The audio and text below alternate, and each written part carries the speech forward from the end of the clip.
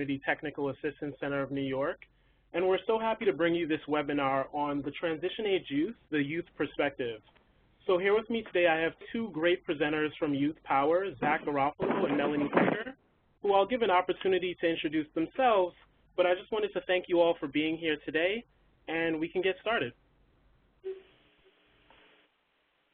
Hi everybody, my name is Zach Garofalo and I'm the Assistant Director of Youth Power.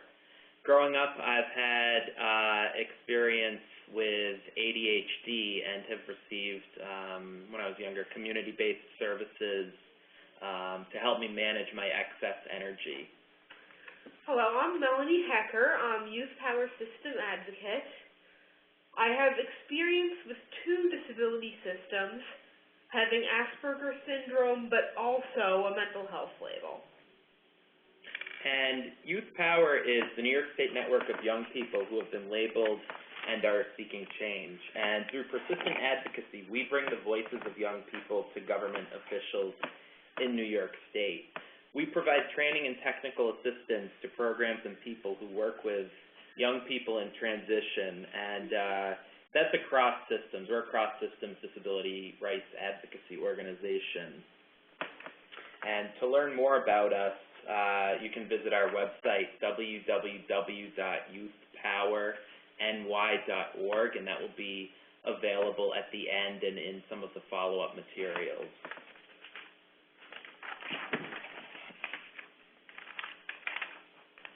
So today, a quick rundown of the agenda is as follows. First, we're going to kind of work through a definition of what is the population of transition age young people, and we're going to move on to what do we know, what are the characteristics of young people in transition, what helps and what harms during this transition. We're going to touch upon school to work readiness, the importance of independent living skills and preparing young people to transition into the real world successfully from a very early age, getting that conversation going.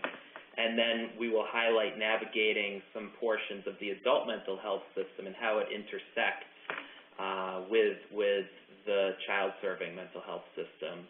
There will be some resources toward the end, and then a question and answer period. All right. Well, it's just a strict definition. Transition age youth, or TAY for short, are individuals between the ages of 14 and 25 with a mental health challenge. And at this point, they're transitioning from child services to adult services, as well as transition in general from becoming more independent, managing finances, independent living, but we'll talk about that later. The thing is, TAY, or transition age youth, often find transition services inadequate, and this can be due to developmentally inappropriate care.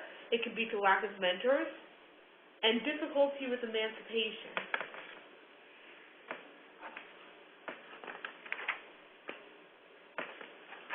So let's go ahead and kind of dissect some of the characteristics around young people in transition.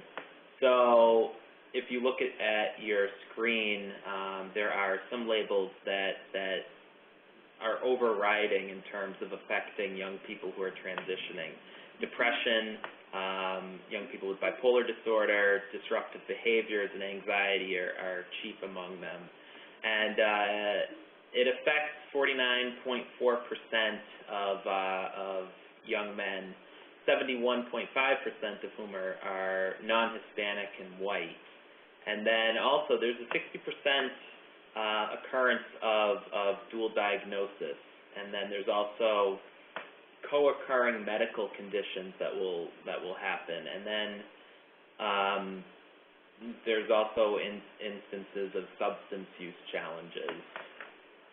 But we don't want to necessarily focus on deficits when they can potentially be used in a more strength-based way. So we're going to talk about some ways that young people can be engaged in their transition services so that their deficits do not define them? Okay, assumptions. This is all very important stuff. You have to leave assumptions at the door.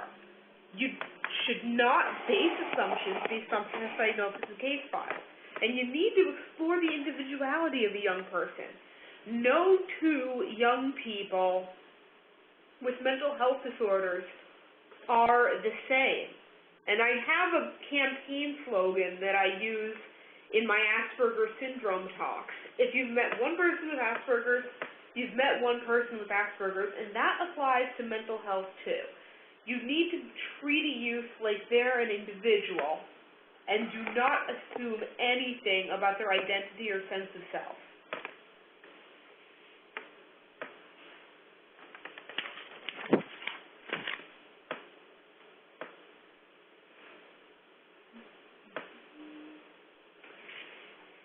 Now, influence of labels.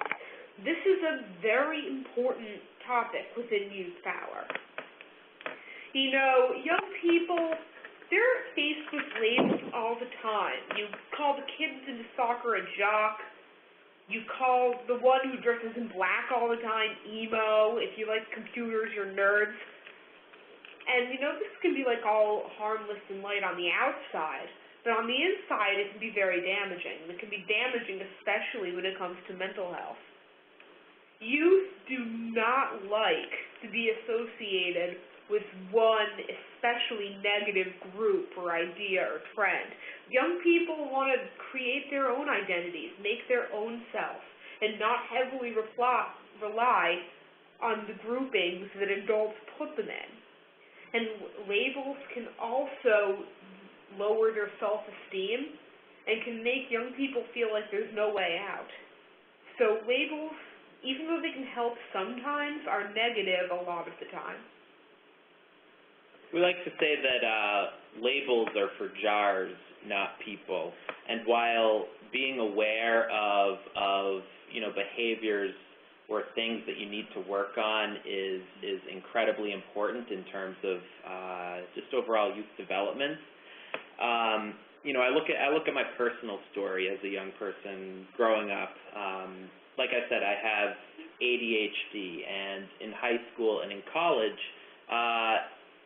and actually even earlier than that, I wasn't willing to accept the fact that I had that.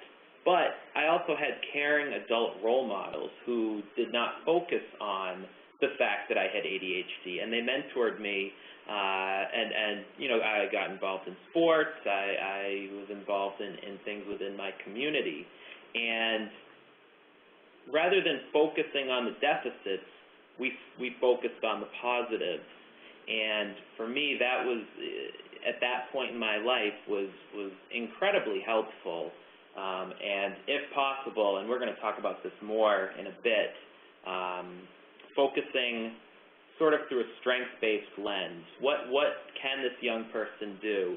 Are there role models who can help motivate this young person to explore passions and dreams that they are interested in, pursue career opportunities, internships, those sorts of things? Right. As for my label, when I first got the Asperger diagnosis, I felt like it explained a lot about me. And the same thing happened when I received the bipolar diagnosis, but I slowly came to realize that I'm more than just what my doctors say about me.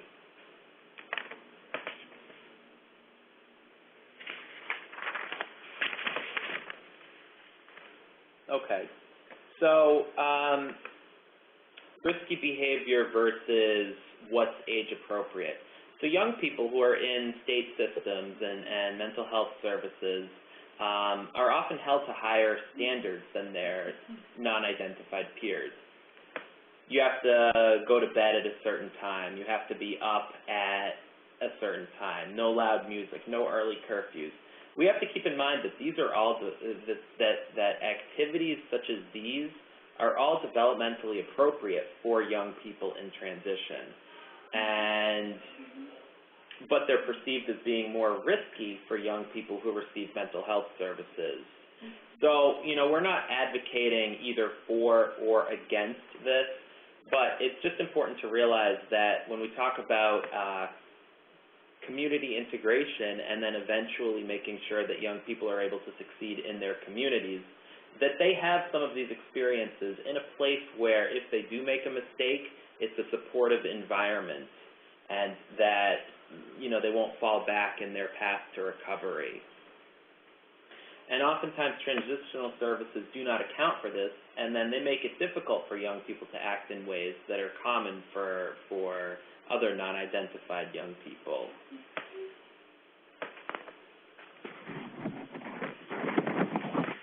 So when we talk about adults and young people working together, it's so incredibly important for adults to be real, to be authentic, and to build trust.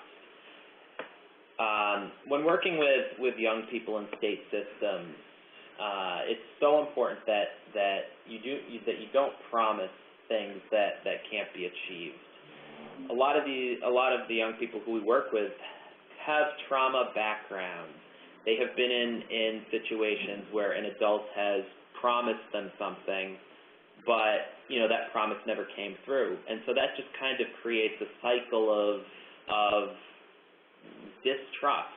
So if you're establishing a relationship with a young person, it's vital that if you commit to something, you follow through.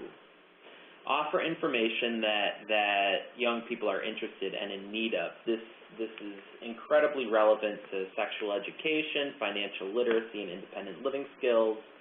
And make sure it's in youth-friendly formats. Typically we recommend between a universally accessible reading level. So what a typical newspaper is written at, between the 6th and 8th grade reading levels. And we can also, Youth Power is also available to help people put things into youth-friendly formats. And then it's important to be mindful of young people's schedules when developing programs, services, and support. So youth-friendly times after school, on a public transportation or a bus route. I realize the geography of the state might be, problematic in some parts, in the more rural areas, but there are ways to work around that. Listen and support, and offer choices. A really big thing that pretty much all transition-age youth are doing is exploring their self-identity. It is, exploring your self-identity is one of the most basic needs. It's natural for young people to experiment and explore various interests. I can speak to this personally. In high school and throughout college, I have been trying different types of classes, different majors. Like, for instance, I initially entered college with the intention of going into the X-ray program. But after exploring that field and determining that X-ray was actually not right for me, I explored my area to find out what could work.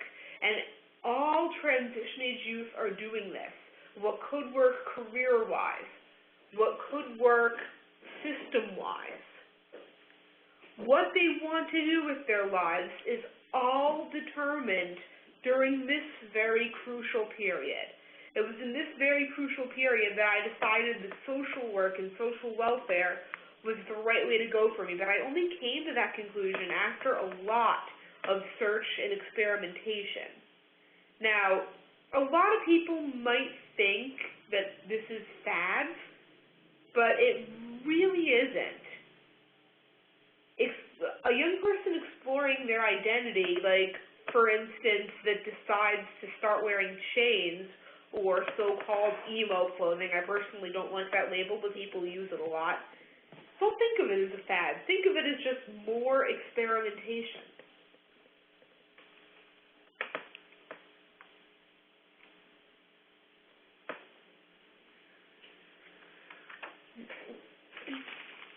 All right. So after a young person figures out their identity, the next step is expressing that identity, which is something that young people need to have the freedom to do. Now, expression can be art. Like, I can express my desires by writing poetry. That's my artistic expression. But I know people that paint, I know people that act, that take photography. Those all can be used as skills and help expressing a young person's identity. Clothing and appearance. That's another big one when it comes to transition age youth, late high school, early college. Even entering the workforce if whichever work they're going into has no set uniform. Physical activity, the types of activities that the young person decides to partake in. In my newfound interest in sociology and psychology that I developed during college, I started to express that by going to activities on campus, like, for instance, the recent lecture on transgender children. But I know people who are in transition who are interested in art, so they express with art. I know people interested in science, chemistry, so they can express that by building molecule models. Then, of course, there's technology and communication, the type of language that young people use when they're texting, for instance. And identity is often expressed through involvement in subcultures, which can be anything from goth, which is like dressing in black clothes and such, to even fandoms, as we call them, large fan communities of things like Doctor Who, Star Wars, list goes on.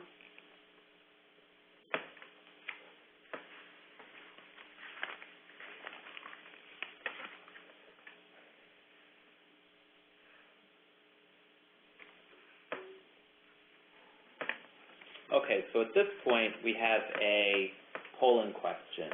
This is where people get to participate, and it should have popped up on the side screen. Does your agency have specific programs to help youth during this transitional period? Yes, no, or unsure?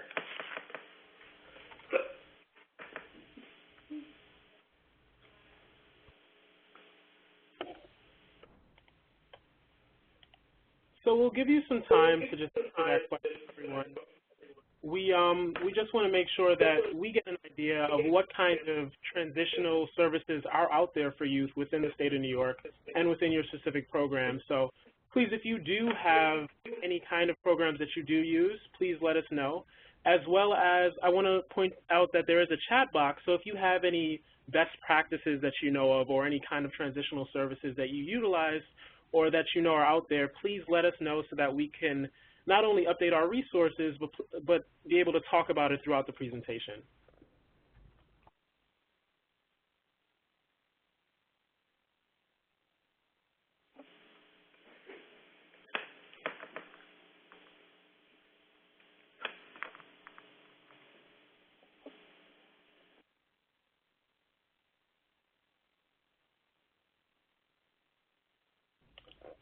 Okay, thank you all for your participation. I think that we'll get ready and close out the poll right now.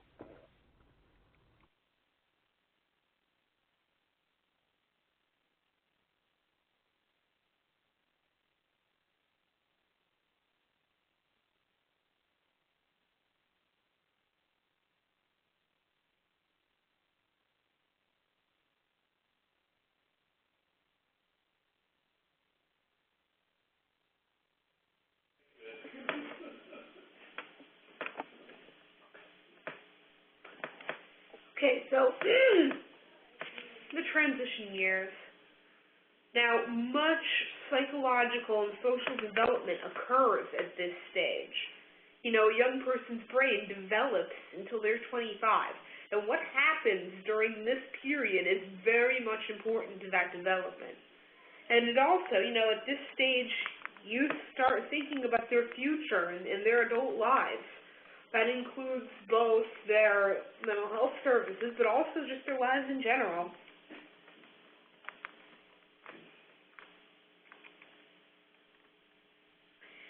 So what helps and what harms? I'll start off with what helps. Mentorship is a predictor of success and targeted intervention. Young people having mentors helps them significantly in terms of helping them figure out their identity, also helping to teach them skills that they're going to need, and generally just having someone be there for them. You need to involve young people in decision making. One of the slogans that Youth Power uses is "nothing about us without us." What that means is that, you know, meetings about either a specific person or about youth in general need to have the actual subject of the meeting present. I'll give you an example. I was recently appointed to a higher education advisory panel for students with disabilities, and I was the only actual student with a disability there. The other council members were mostly college and state and access VR faculty. And they told me how grateful they were to have an actual student there. That works not just for big statewide groups, but for small transition planning meetings as well. Incorporate the family. You can't have the youth without the family, in our opinion. Family need to be involved in the decision-making just as much as the youth do. Community-based and peer-led services. Community-based services can pretty much be described as services that are delivered to society as a whole as opposed to individual. And this helps because community-based services allow young people with these issues to stay within their community and not be segregated from it. And also peer-led services, especially peer support, which is something that is in dire need at this moment. But what harms? Late transitions in decision-making. Decisions about transition are not to be made at the last minute. If you do that, then you risk making the wrong choice. You also risk making the wrong decision. Now, developmentally inappropriate services in the adult mental health system. If you just take a, let's say, 18 or 19-year-old, take them out of the children's setting, plop them in the adult one, that's not going to work. This is the type of thing that needs to happen gradually. And there needs to be an awareness in the adult system of the 18, 19, 20-year-olds that are just coming in. And last but certainly not least, we have damage to the therapeutic alliance. There has to be trust between a young person and their worker. If the trust is not there, then the services are just plain not going to work. In my experience, I have had professionals, psychologists and psychiatrists, who I felt I could not trust. And when that happened, I talked to my mom, and we got out of that office and found another one. That has to happen if necessary, but it shouldn't have to come to that, because young people should really work at developing a trustful relationship with their psychologist, psychiatrist, social worker, etc. just to kind of quickly summarize this, when we're talking about transition-aged young people, it's important to help them build their social capital and the social capital of their families during their transition.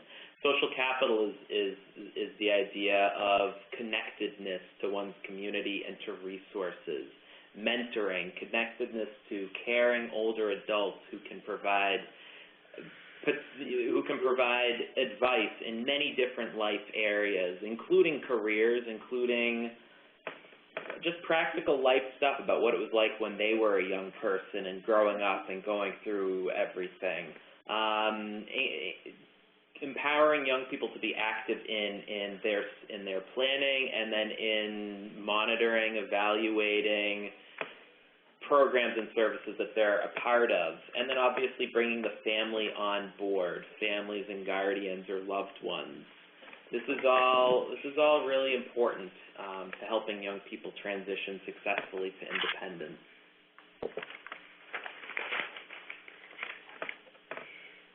All right. So when we talk about transition, one important thing that young people need to be taught is about disability disclosure. And we actually had a panel discussion on this at the last Families Together annual conference. The disability disclosure, for those of you who don't know the term, essentially means just telling somebody about a disability that you have. That could be a friend, an employer, a teacher, or a professor. It could be anyone.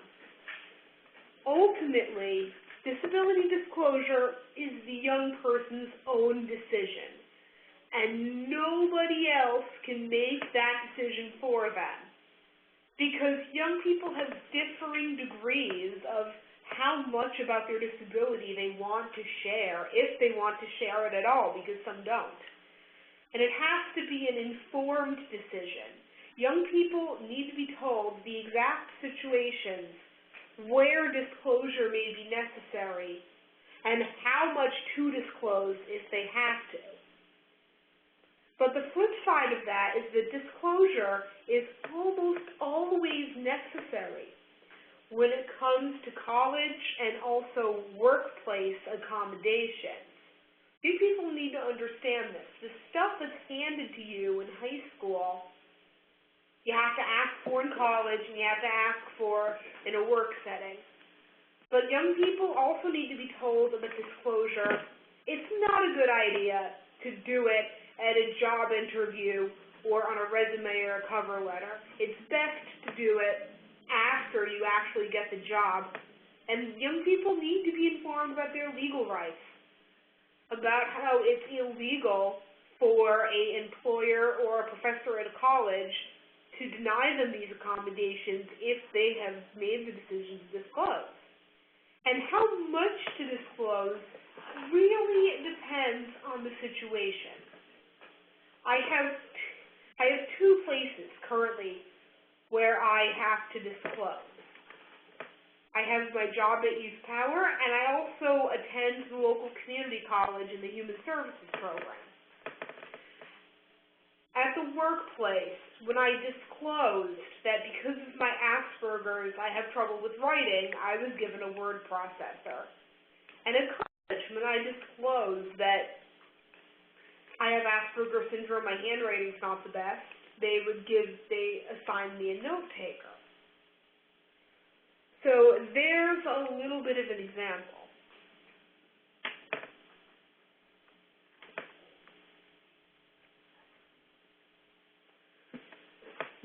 Okay, so the transition from high school directly to work. So people have probably heard, there's been some discussion among the Board of Regents about looking at an alternative to allowing young people to take a career and technical, like a CTE type of test, and we think that's important. We think that should be available to all young people, because career-based preparatory experiences are really what are going to make young people succeed in the workforce.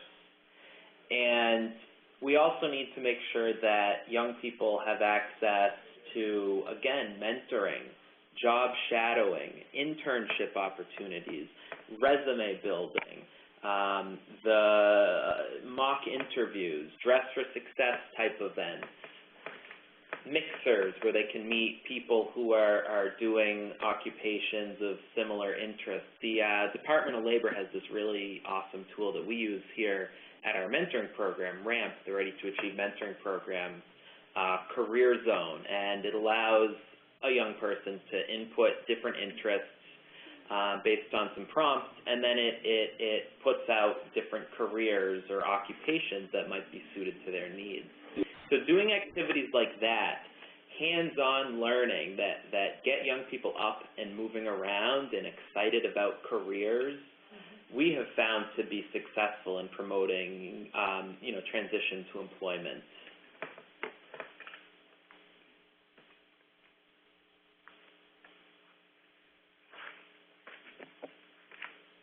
Okay, this is a really big one, especially for youth with mental health challenges. Students need to be prepared for and aware of the differences between high school and college. As I mentioned before, the major one is what is handed to you in high school, you often have to ask for in college. Students also need to know that studying for classes in high school is going to be different from college, that registering for classes is going to be a different protocol, and that in college you need to pick a major, specific field of study. Advanced study skills and independent living skills are typically developed at this time. Young people generally learn to adapt their strengths in high school to what will work for them in college. An example of that is my English composition classes that I took shortly after entering college that allowed me to further the skills in writing that I had used in high school English. And as for independent living skills, a lot of students entering colleges will go off to live in the dorms. Others will stay with their parents, but even if they do, their parents probably won't give them very much support. What pushed me in this direction was actually my grandparents aging and starting to have more medical problems. Because my parents were not always around because I had to take care of my grandparents, I started doing more things for myself. Ensure that students know how to access mental health services on campus. Mental health services are there the vast majority of the time. Students just need to go looking for them. But students do need to be informed on where they might be located. And make sure students have proper documentation to access disability support services at their college. In nearly all cases, if you don't have the documentation, the disability office at your college is not going to be able to do anything for you. The problem with that is that what often happens is a student will have a learning disability that goes undetected through high school and then pops up in college, and they're not able to get support. Just the other day, I was in my college's disability office, and I was walking to the file room to get my notes when I overheard them telling someone that they couldn't get services because they had no documentation.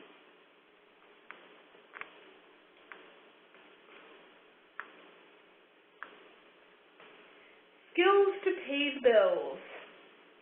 In order for a young person to be able to make money for themselves as an adult, they need to have certain skills developed during high school and college, sometimes developed on the job itself.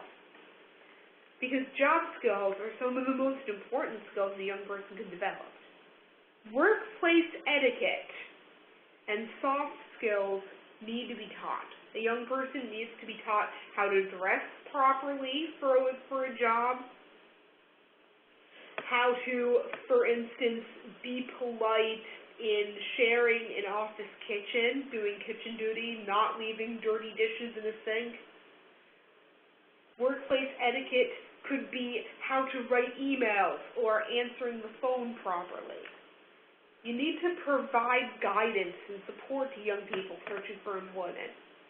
There are a lot of different programs and services out there that specialize in helping young people find jobs and helping young people keep jobs by giving things like helping with writing resumes and cover letters, helping to fill out job applications, go with the student to an interview, and then once they have the job, to be like a job coach.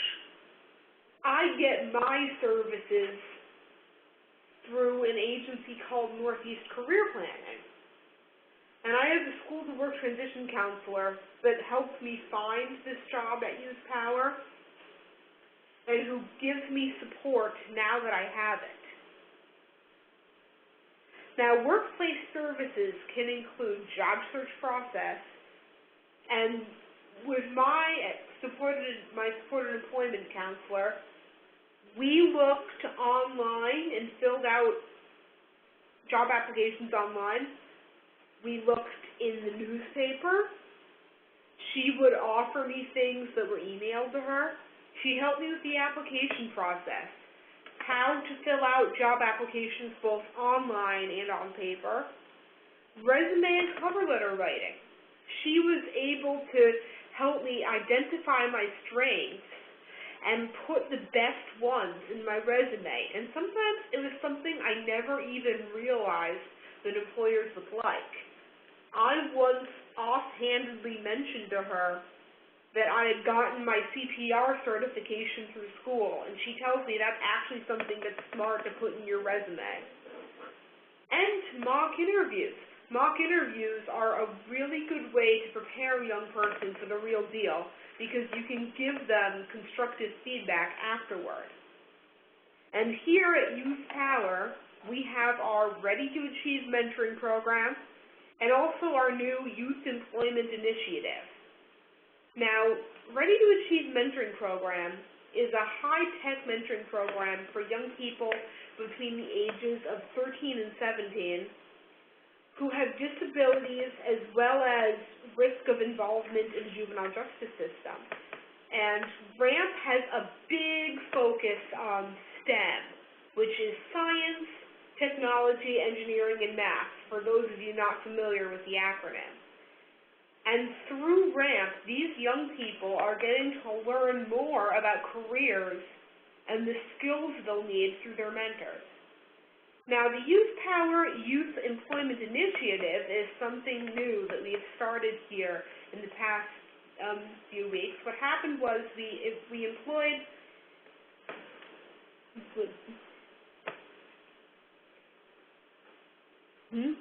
Sorry about that. YP and the Career Development and Youth Initiatives Office are partnering to provide youth-driven webinars and trainings to WIA/WIOA youth programs across New York State.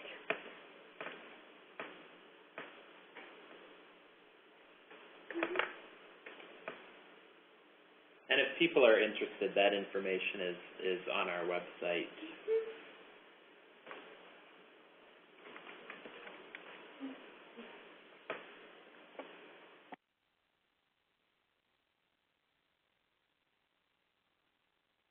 Career readiness. Part of the youth job skills can be taught, but there are some parts that needs to be lived through experience. I can give you an example of that in my own job experience. Nobody told me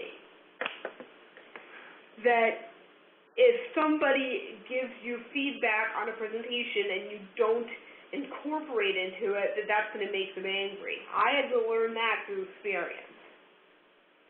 Proper supports can allow a youth to flourish in the workplace. I already explained the supports that I have that have allowed me to be the best I can be in my job at Youth Power. Now, getting used to a work situation can be a lengthy process, especially at a first job.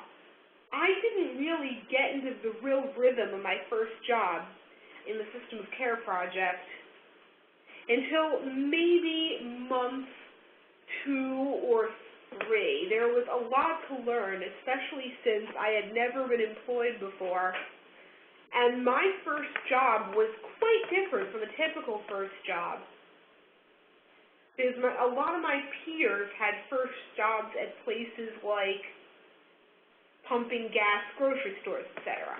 But those types of jobs can be just as valuable because workplace etiquette taught in those types of jobs can apply to a more professional job later on. Over time, some youth can slowly be weaned off of having a lot of support. That's true for me too. My supported employment counselor does not give me as much support as I had when I was first hired. Some workplace accommodations, though, will be needed throughout the lifespan. I will never stop needing my word processor. Because of my disability, my hands are not really going to be able to get any better.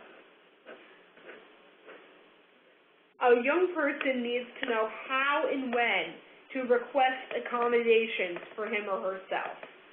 And I'll use the example of the word processor again.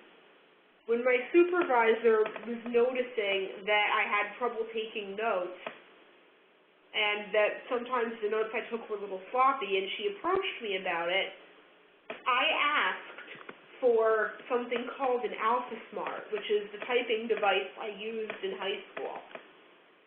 And Youth Power, using the System of Care grant money, got me the word processor so that I could take notes easier and more legibly.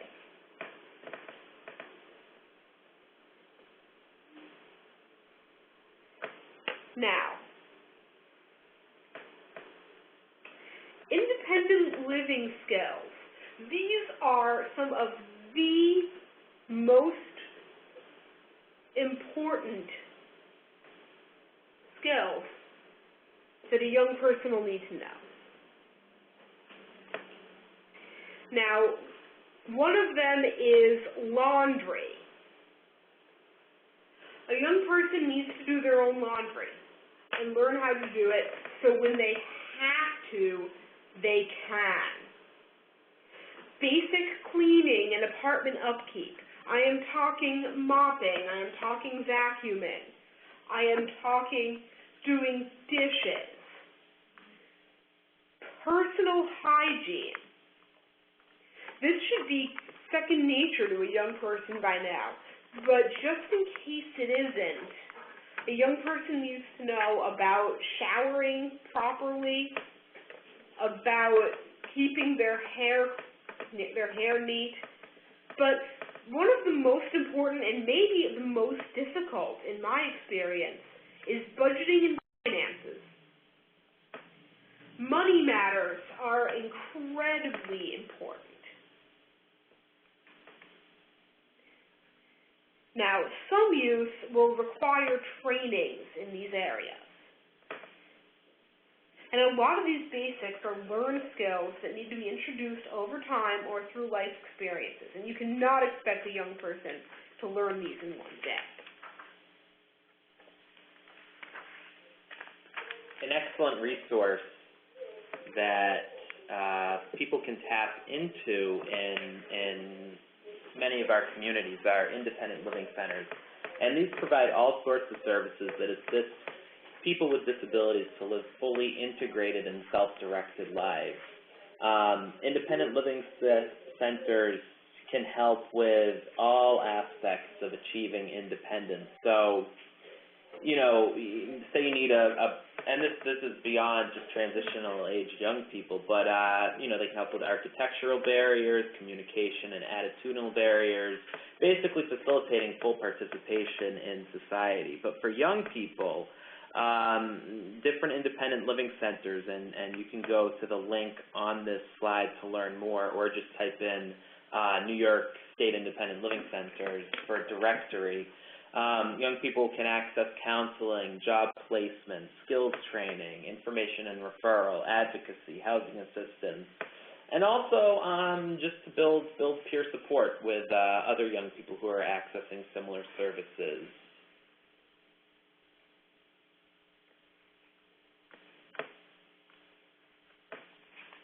Okay, so at this point we are at our discussion questions. What are your major concerns in working with adolescents who are transitioning out of child mental health services? So everyone, please feel free to chat your answers in, and we'll just try to address them during the Q&A portion.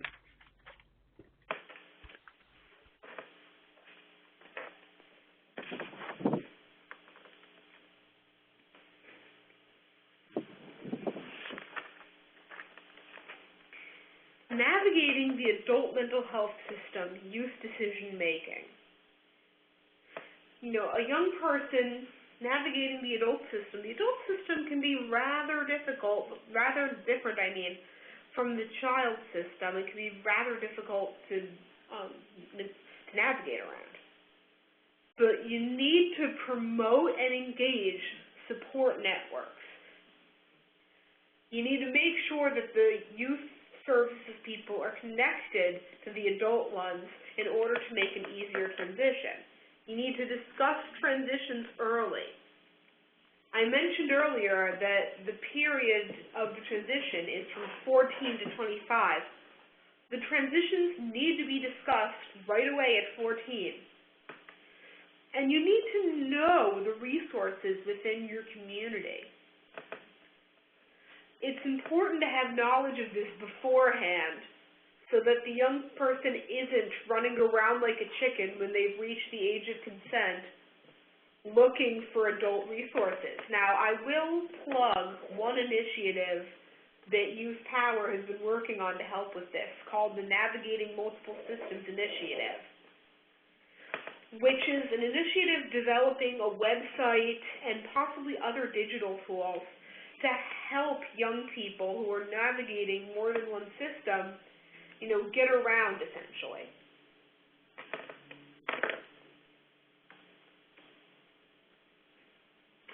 But really, what do youth want? Youth want support groups with youth who are currently transitioned and have transitioning. Group therapy can help show the youth about how they're not alone in this process and can help youth build off of each other.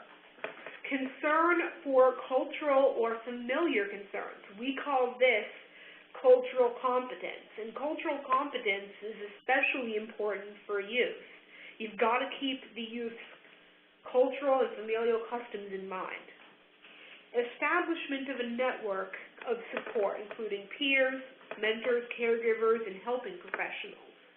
This big, strong network is the backbone for a youth's care.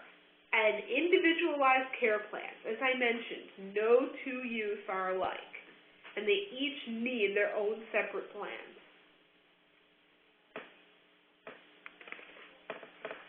So this is a document that we drafted up based on a lot of the input that we got from not only others that work with transition-age youth, but other mental health organizations throughout the state.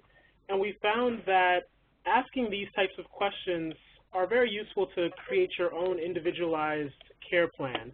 So we asked youth about their goals. So what are goals for the future? Have them really identify that, and then the rest of it takes you through different resources and supports that they can utilize to reach those goals.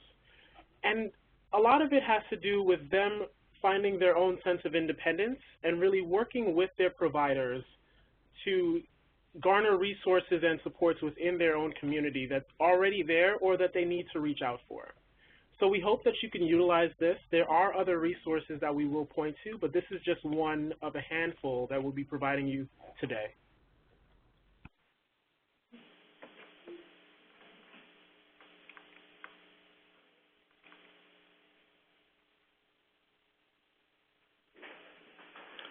Okay, so some things that sort of pop right out on this. Got Transition is a very useful resource. Find Youth Info. This is a site of from the federal government of different youth and young adult serving organizations, and this tells you where all the funding goes to in different communities. There's a community mapping tool, very useful. I encourage people to check that out.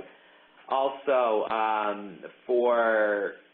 I would recommend going to, for those who aren't familiar, the OMH Transition Age Youth resources on the website, and then also checking out some of the important documents and then the transition checklist.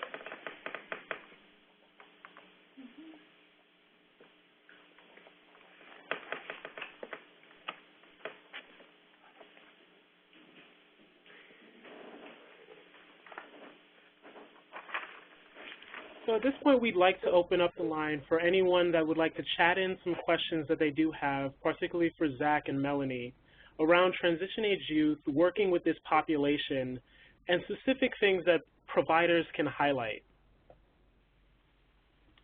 We have had a few questions that have come in so far, so if we could just get started with one.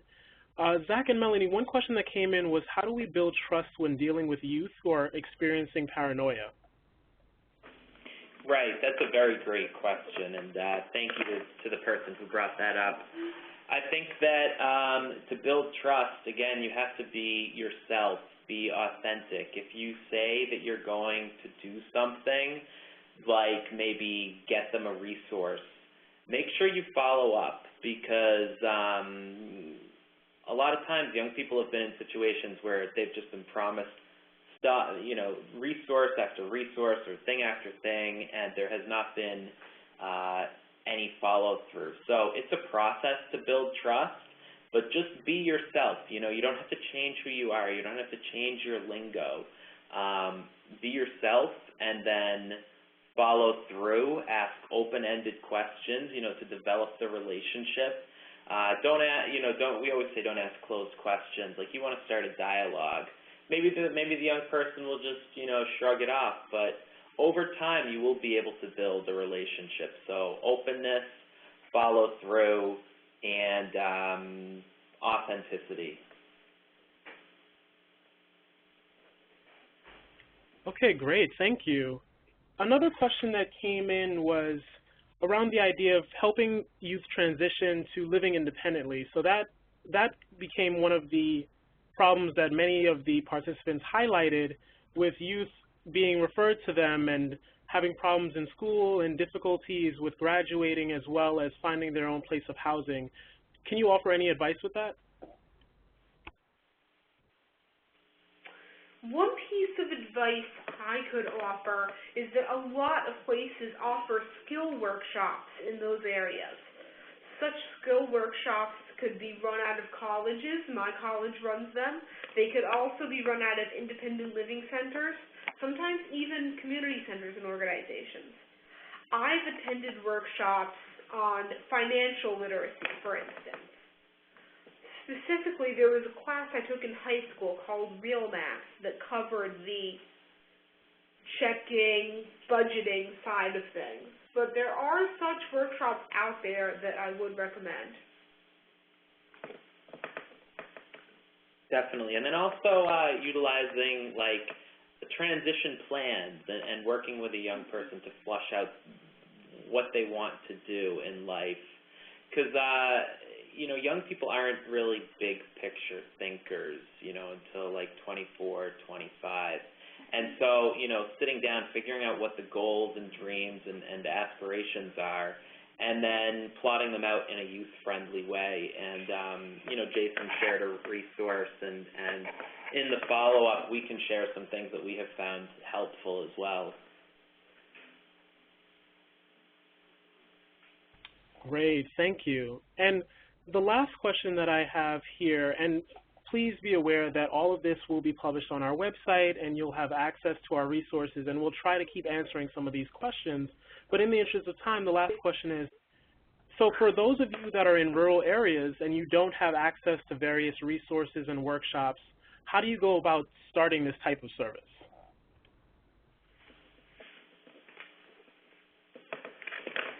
Yeah, that's definitely a good question. Some general tips. If you have so even like for us, creating peer support groups where young people can come together. We do this online you can do it through Google Chat and Hangouts, which is a webinar option. Obviously, that's assuming that there's access to internet where you are. Again, if there are ways using people's program dollars creatively to bring them together, that might be another potential opportunity depending on the program. But we have found in our work in parts of central and then the western part of the state, we have to do stuff all online, and it's worked. That has worked. You have to build the buy-in. You have to let young people kind of create their communities that they go to. But if you have a group of young people maybe scattered, they will come. Okay, great. Thank you. We are coming to the end of our webinar. I do want to highlight two initiatives that we have coming up. The first one is called Knowledge Empowers You, which is a curriculum for young people, often those who are in transition, and we will be having a number of events around it, as well as a learning community starting in January. So we'd like you all to look out for updates about that. And we will also have the third part of our series on transition-age youth, which will be around dialectical behavior therapy and presented by Adam C. Payne, a licensed psychologist.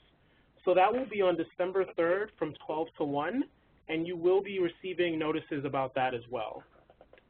All of our references and resources will be found on our website, and I would like to take this opportunity to thank you all for participating, and thank you so much to Melanie Hecker as well as Zach Garofalo from Youth Power.